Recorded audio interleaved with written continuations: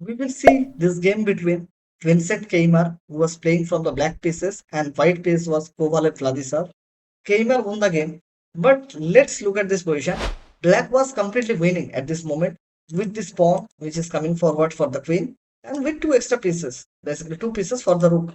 And also, white has just created some sort of counterplay with the h pawn, but it's not sufficient enough. Simple game is knight d3 check, and after king g5, can simply play knight c5 with the idea of knight e4. Cannot play h6 because of knight e4. King moves, knight d2, h7, b2, queen, and queen. Black is having two extra pieces, completely winning game. But what he has played, Vincent played g5, first mistake. Now king f3 by white, knight d3, h6. White has generated counterplay, and now black made a big mistake. After that, game was completely equal, but white made another mistake and favors black.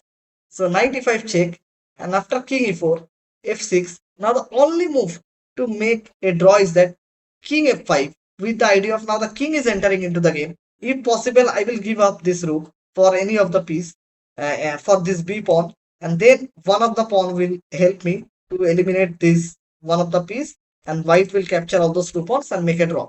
But he has played h7. That's a big mistake in the moment. And now king pawn to b2 and king to d4. He's thinking that okay, if he makes the queen, I'll also make a queen. But now there is a checkmate because black is getting the first check.